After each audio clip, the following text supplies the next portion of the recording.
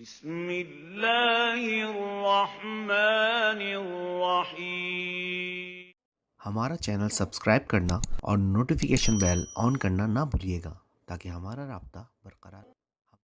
اگر کبھی تلوار اٹھانے کا وقت آیا نا، یہ تو نہیں نا حضرت کو زید بکر اٹھ کے جہاد کا اعلان کر دے، تو ہم نہیں، جو جہاد کی شرائط ہیں وہ پائی جائیں تو انشاءاللہ پھر ہم آپ کو بتائیں گے کہ ہمیں تلوار اٹھانی نہیں چلانی بھی آتی ہے اللہ کی، ٹھیک ہے، لیکن پتر اپنوں سے بھی نہ اٹھاتے ہیں ہمارے۔ آپ تلوار سے ملک فتح کر لیں گے، آپ تلوار سے دل فتح نہیں کر سکیں گے، دل کردار سے فتح ہوں گے، دل کردار سے فتح ہوں۔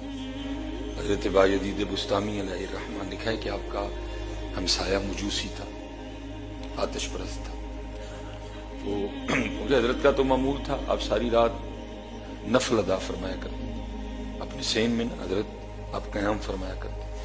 وہ ایک رات ہوا اس طرح کہ ہمسائے کے گھر سے نا مسلسل بچے کے رونے کی آواز آتی رہی۔ رات کو تو آپ نے جانا مناسب نہیں سمجھا، صبح ذرا تھوڑی گہما گہمی ہوئی تو آپ نے دروازے پہ دستک دے دی۔ اب اندر سے ایک باپردہ خاتون نے دروازہ کھولا، آپ نے کہا ساری رات گھر سے بچے کے رونے کی آواز آتی رہی ہے، خیر تو ہے؟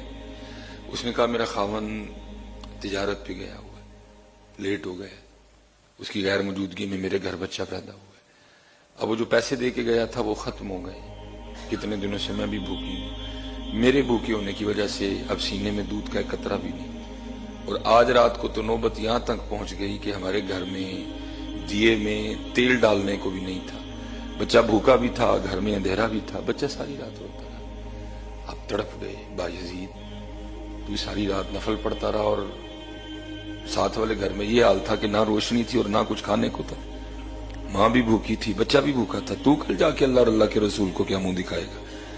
اب اسی وقت بازار گئے، سودا سلف خریدا، جو ضرورت کی اشیاء تھی ساری لا کے دی، کہا میں بھی دھیان رکھوں گا، اگر تجھے بھی کبھی ضرورت پڑے تو تو مجھے اطلاع کر دینا، میں خیال رکھوں۔ مختصر اس کا خامد واپس آ گیا، یار اس کو بھی پتا تھا میں لیٹ ہوں، اس نے سب سے پہلے آتے سوال یہ کیا کہ پیچھے سے پریشانی تو نہیں ہوئی؟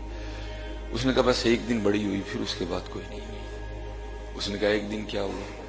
اس نے کہا جو پیسے دے کے گئے تھے ختم ہو گئے، میں بھی بھوکی تھی، سینے میں دودھ بھی کوئی نہیں تھا، بچہ بھی بھوکا تھا۔ اس رات تو یہ ہوا کہ جو دیا تھا اس میں تیل ڈالنے کو بھی تیل موجود نہیں تھا، بچہ ساری رات بھوک اور اندھیرے سے روتا رہا۔ جو ہمارے ساتھ رہتے ہیں نا بایزید مسلمان، صبح ہوتے انہوں نے میرے دروازے پہ دستک دی، بچے کے رونے کی وجہ پوچھی، میں نے آپ کا نہ آنا بتا دیا، بچے کا بھوکا ہونا بتا دیا، دیے میں تیل کا ہونا نہ بتا دیا۔ اسی وقت بازار گئے، سارا کچھ خریدا، لا کے مجھے دیا اور کہہ کے گئے اگر پھر کوئی پریشانی ہو تو بتانا، اور وہی خبر لیتے رہے میری۔